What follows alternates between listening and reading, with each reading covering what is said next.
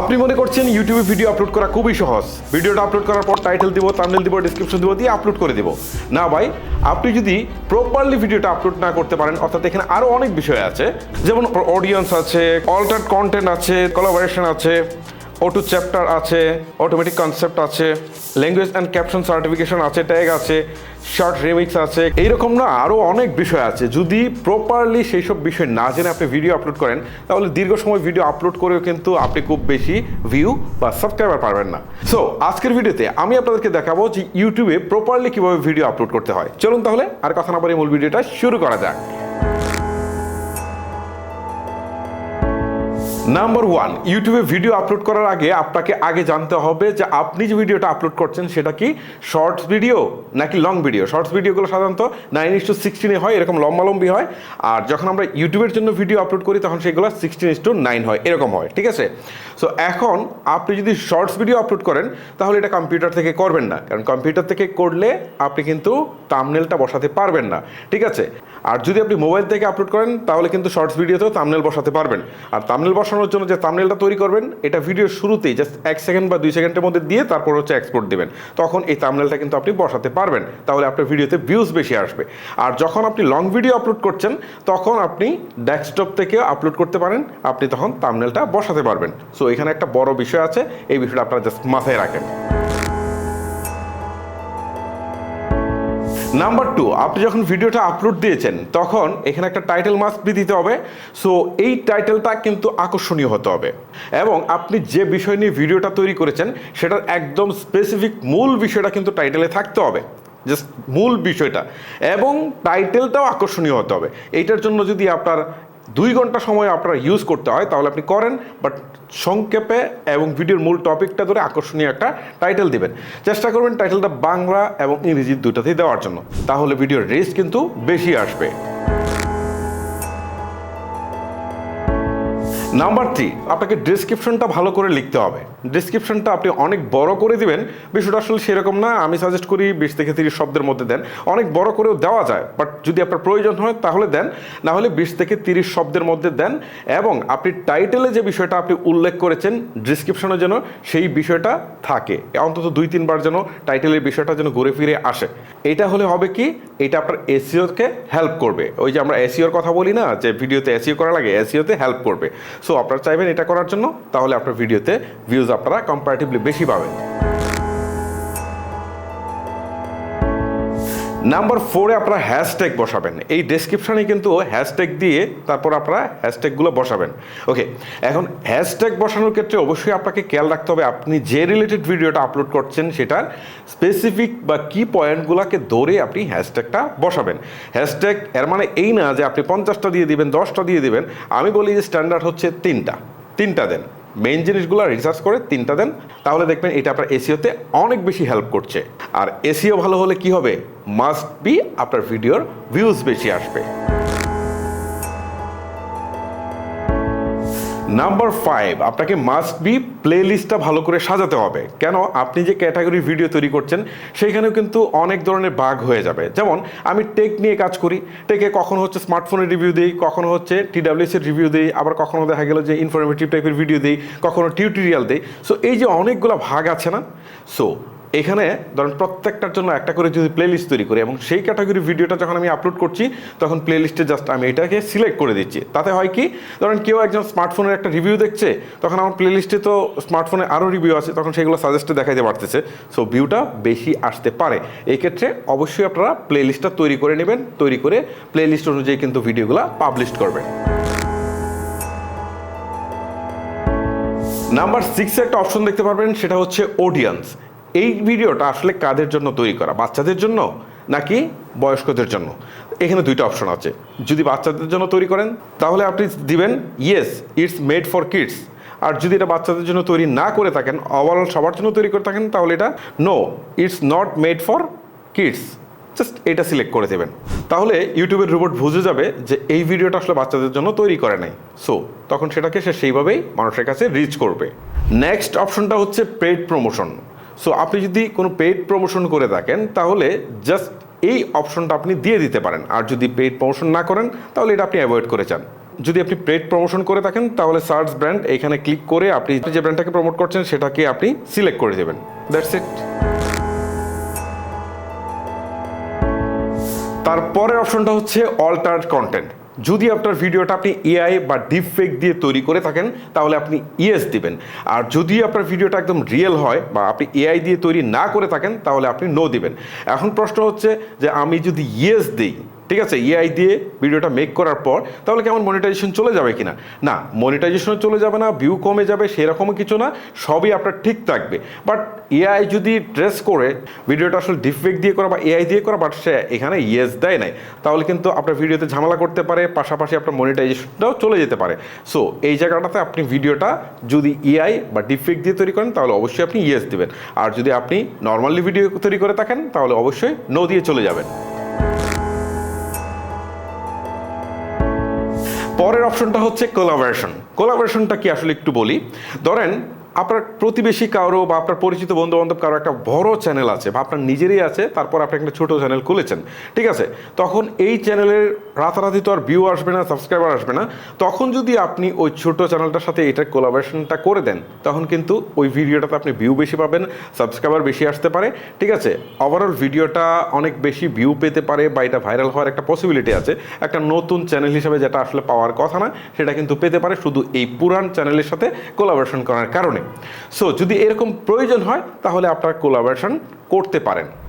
Collaboration করার জন্য invite কোলাবোরেশনে click দিবেন, তারপর হচ্ছে সার্চ ফর এ চ্যানেল, এখানে হচ্ছে আপনি যে চ্যানেলটার সাথে কোলাবোরেশন করতে যাচ্ছেন জাস্ট সেই চ্যানেলটা খুঁজে বের করবেন, তারপরে হচ্ছে এখান থেকে ক্রিয়েট লিঙ্কে ক্লিক করে জাস্ট লিঙ্কটাকে আপনি কপি করে তারপরে হচ্ছে সেই ব্যক্তির কাছে পাঠিয়ে দেবেন, সে অ্যাকসেপ্ট করলেই এই ভিডিওটা কিন্তু কোলাবোরেশনে চলে আসবে। তারপরের অপশনটা হচ্ছে অটো চ্যাপ্টার। এইটা না ভাই খুবই প্রয়োজনীয় একটা জিনিস।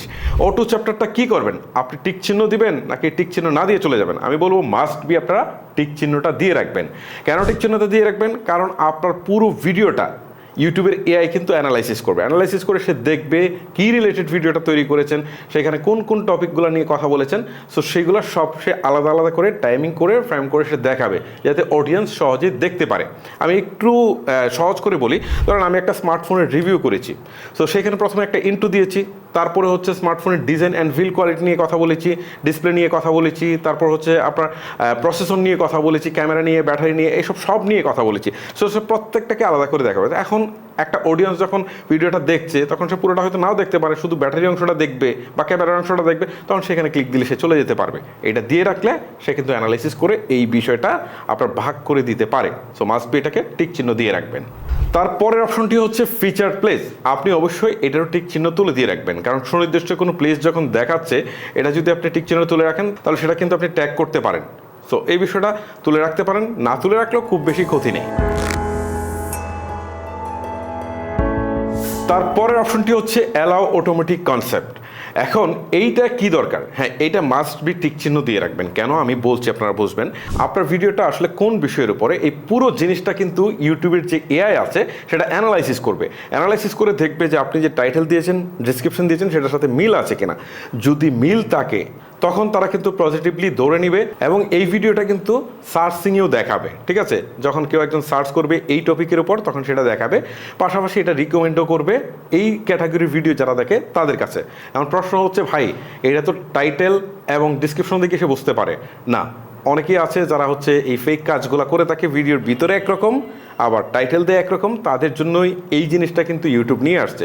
আপনার ভিডিওটা রিয়েল হলে অন্যদের কাছে এটা রিকমেন্ড করবে, পাশাপাশি এটা সার্চিং র্যাঙ্কিংয়েও দেখাবে। সো মাস্ট বি আপনারা এই অপশনটা দিয়ে রাখবেন। তারপরে অপশনটা হচ্ছে ট্যাগ। এটা সম্পর্কিত মোটামুটি সবারই আইডিয়া আছে। ট্যাগ একটা ভিডিওর সার্চিং র্যাঙ্কিংয়ের জন্য খুবই ইম্পর্টেন্ট বা এসইওর জন্য খুবই ইম্পর্টেন্ট। এখন আপনি যে রিলেটেড ভিডিওটা আপলোড করছেন জাস্ট আপনার মাথায় রাখতে হবে যে এই ভিডিওটা মানুষজন কি কি লিখে ইউটিউবে খুঁজতে পারে, মানে যা যা লিখে খুঁজতে পারে, ঠিক আছে, আপনি সব আপনার ট্যাগে বসায় দেন, যে সব ট্যাগে বসায় দেন, ঠিক আছে, তাহলে কিন্তু এই ভিডিওটা র্যাঙ্ক করার একটা পসিবিলিটি থাকবে। সো আপনারা খুব কেয়ারফুলি ট্যাগগুলো বসাবেন।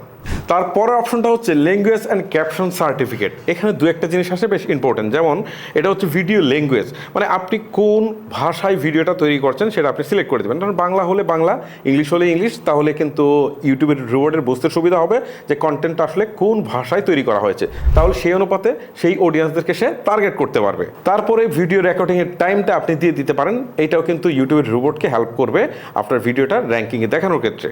এখান থেকে এই দুইটা বিষয় ইম্পর্টেন্ট, আর তেমন কিছু দরকার নেই। তারপরে অপশনটা হচ্ছে অ্যালাউ এমবেডিং। এর মানে কি, এইটা যদি আপনার টিক চিহ্ন দেওয়া থাকে, ওকে, জাস্ট টিক চিহ্ন দেওয়া থাকে, তাহলে আপনার এই ভিডিওটা কেউ যদি তার ওয়েবসাইটে ব্যবহার করতে চায় তাহলে কিন্তু ব্যবহার করতে পারবে, সেখানেও এই ভিডিওটা শো করবে। বাট ভিডিওটাতে কেউ যদি ক্লিক দিয়ে দেখে তাহলে আপনার কিন্তু এখানে ভিউ কাউন্ট হবে, ঠিক আছে।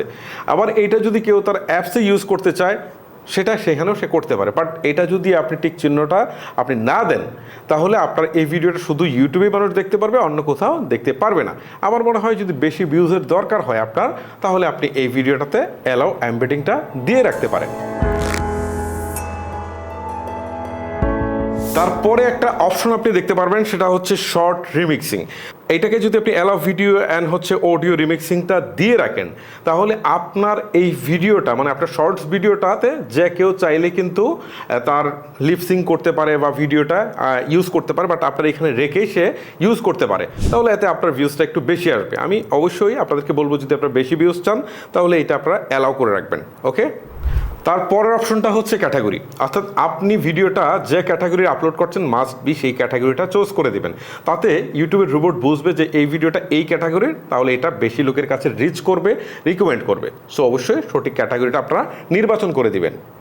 তারপরের অপশনটা হচ্ছে কমেন্ট অ্যান্ড রেটিং। এইটার মানে কি, অর্থাৎ আপনার ভিডিওতে অনেকেই কমেন্ট করতে পারবে, ঠিক আছে। সো এই অপশনটা মাস্ট বি, কমেন্টের অপশনটা আপনারা অন রাখবেন।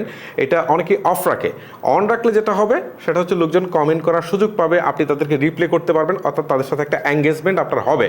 এঙ্গেজমেন্ট যত বেশি হবে ভিডিওতে ভিউজ তত বেশি আসার সম্ভাবনা আছে। সো আমি আপনাদেরকে অবশ্যই রিকমেন্ড করবো এই যে কমেন্ট অপশনটা চালু রাখবেন, পাশাপাশি ভিডিওতে কোনো কমেন্ট আসলে এটা রিপ্লে করতে, তাহলে ভিডিওর ভিউজটা বেশি আসবে।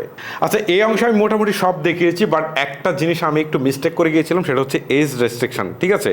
এইটা আসলে কি, এমনও কন্টেন্ট আছে ইউটিউবে আপলোড করে থাকে যেগুলো ধরেন নর্মালি এর অনুমতি দেওয়া হয় না। যেমন মানুষের শরীরে কোনো প্রাইভেট পার্টস আপনি দেখাবেন, সেটা যদি নর্মালি আপনি আপলোড করেন তাহলে ভিডিওটা কিন্তু ডিজেবল হয়ে যাবে, ঠিক আছে, আপনার চ্যানেলের উপর স্ট্রাইক আসতে পারে। এই ক্ষেত্রে আপনারা যে কাজটা করবেন সেটা যদি এজ রেস্ট্রিকশন করে দেন, ধরেন আপনি একটা ডাক্তার একজন মানুষের প্রাইভেট পার্টস দেখিয়ে আপনি একটা শিক্ষা দিবেন বা স্টুডেন্টদেরকে দেখাবেন বা মানুষদেরকে দেখাবেন, সেই ক্ষেত্রে আপনি যদি এটা দিয়ে দেন যে হ্যাঁ, যে yes restricted my video viewers over 18, তার মানে হচ্ছে যাদের বয়স 18-র উপরে তারাই শুধু দেখতে পারবে, ওকে। সো যদি আপনি এই ধরনের কন্টেন্ট আপলোড করেন তাহলে এটা দিবেন, আর যদি আপলোড না করে থাকেন নর্মাল কন্টেন্ট আপলোড করেন তাহলে নো দিয়ে আপনি এই অপশনটা সিলেক্ট করে দিবেন। আচ্ছা, আপনি পরের চ্যাপ্টারে আসার পর আপনি এইখান থেকে কিন্তু মনিটাইজেশন অপশন দেখতে পারবেন যদি মনিটাইজেশন চালু থাকে। যদি আপনি মনিটাইজেশন চালু রাখতে চান চালু রাখবেন, না হলে আপনি মনিটাইজেশন অফ করে পরের অপশনে চলে যাবেন। তারপরের অংশটা হচ্ছে ভিডিও এলিমেন্ট। এইখানে আপনি সাবটাইটেল অ্যাড করতে পারেন। সো সাবটাইটেল যদি আপনার রেডি করা থাকে তাহলে আপনি সাবটাইটেল অ্যাড করে দিতে পারেন। তারপর হচ্ছে প্রোডাক্ট ট্যাগ করে দিতে পারেন, যদি আপনি কোনো প্রোডাক্টের রিভিউ করছেন সেটাকে যদি ট্যাগ করতে চান আর কি, তাহলে ট্যাগ করে দিতে পারেন, ওকে। তারপর হচ্ছে অ্যাড অ্যান এন্ড স্ক্রিন, তার মানে আপনার ভিডিওটা যখনই শেষ হয়ে যাচ্ছে, শেষ হওয়ার আগে যদি আপনি এই রিলেটেড আরও দু একটা ভিডিও সাজেস্ট করতে চান তাহলে এন্ড স্ক্রিনে কিন্তু আপনার সেই ভিডিওগুলো আপনি এখানে অ্যাড করে দিতে পারেন। এতে ধরেন আপনার এই ভিডিওটা যখন কেউ একজন দেখছে, হ্যাঁ, দেখার পর সে যখন মনে করছে যে না এই রিলেটেড আরও এক ভিডিও আছে বা দেখতে পারলে ভালো হতো, শেষ হওয়ার আগে যখন এইটা দেখাবে তখন সে কিন্তু ক্লিক করে এটা দেখতে পারে, এত ভিডিও ভিউ বেশি আসবে। সো আপনারা এন্ড স্ক্রিনটা রিলেটেড ভিডিওর ক্ষেত্রে আপনারা অ্যাড করে দিবেন।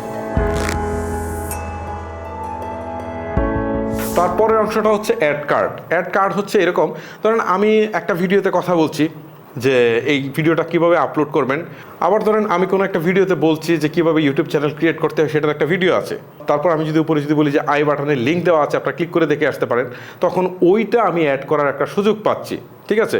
সো এইগুলো না করলে ক্ষতি নেই, বাট আপনি যদি করতে পারেন রিলেটেড কিছু থাকে তাহলে আপনি এগুলো অ্যাড করে দিতে পারেন, ঠিক আছে। তারপরে হচ্ছে অ্যাড কুইজ, এইটাও আপনি চাইলে, কুইজটা তো বুঝতে পেরেছেন, এইটাও আপনি অ্যাড করতে পারেন। তারপরের অংশটাতে চেক দিবে, চেক দেওয়ার পর নিচে টিক চিহ্নটা তুলে দিবেন, তুলে দিয়ে হচ্ছে আপনি সাবমিট করে দেবেন, ঠিক আছে? ওই কাজটা ওইখানে শেষ। তারপরে হচ্ছে সর্বশেষ যেটা হচ্ছে সেটা হচ্ছে ভিজিবিলিটি অপশন থেকে হচ্ছে আপনি যে ভিডিওটা পাবলিশ করবেন, এখানে অনেকগুলা বিষয় আছে। একটা হচ্ছে প্রাইভেট, যদি আপনি এটা প্রাইভেট দিয়ে দেন, দিয়ে সেভ করে দেন, তাহলে এই ভিডিওটা শুধু আপনার এখানেই থাকবে, ঠিক আছে? দুনিয়ার কেউই দেখতে পারবে না, শুধু আপনি দেখতে পারবেন, ঠিক আছে? আর এটা হচ্ছে আনলিস্টেড। আনলিস্টেড যদি আপনি করে রাখেন তাহলে এই ভিডিওর লিঙ্কটা আপনি কারোর কাছে পাঠালে সে দেখতে পারবে, এছাড়া কেউ দেখতে পারবে না, অর্থাৎ লিঙ্কের মাধ্যমে সে দেখতে পারবে। ওকে, ভিডিওটা কিন্তু পাবলিশড হচ্ছে না। তারপরের অপশনটা হচ্ছে মেম্বার অনলি, মানে আপনার যারা হচ্ছে মেম্বার থাকবে তারাই শুধু দেখতে পারবে, ঠিক আছে? আরেকটা হচ্ছে পাবলিক, অর্থাৎ এইটা যদি আপনি করে দেন তাহলে সবাই দেখতে পারবে, যে আপনার মেম্বার আছে সেও দেখতে পারবে, যে মেম্বার নেই সেও দেখতে পারবে। সাধারণত আমরা পাবলিকই করে দিই ভিডিওটা, সো অবশ্যই আপনি ভিডিওটা পাবলিক করে দেবেন। তারপরে একটা শিডিউল করে একটা অপশন আছে। এই শিডিউলের মানে হচ্ছে ধরেন আপনি ভিডিওটা এখন আপলোড করেছেন, বাট পাবলিশ করার সময়টা এখনই না, আপনি চাচ্ছেন যে এখন হচ্ছে রাত 10টা বাজে, আমি পরের দিন দুপুর 12টায় আমি ভিডিওটা আপলোড করবো। সেই ক্ষেত্রে আপনি একটা কাজ করবেন, সেটা হচ্ছে শিডিউলে দিয়ে রাখবেন, পরের দিন ডেট দিবেন, টাইম দিবেন, দিয়ে আপনি এটা আপলোডে দিয়ে রাখবেন, তখন অটোমেটিক এই সময়টার মধ্যে ভিডিওটা আপলোড হয়ে যাবে। That's it. এই হচ্ছে মূলত প্রসেস। এইভাবে যদি আপনার ভিডিওগুলো আপলোড করতে পারেন তাহলে আমি শিওর যে আপনার ভিডিওতে অনেক বেশি ভিউজ আসবে, সাবস্ক্রাইবার আসবে। গাইস, অলরেডি ভিডিওটা অনেক বেশি লেন্দি হয়ে গেছে, আর লেন্দি করতে চাইনি, এখানে শেষ করব। আজকের মতো আমি বিদায় নিচ্ছি, দেখা হচ্ছে নতুন কোনো ভিডিওতে। আল্লাহ হাফেজ।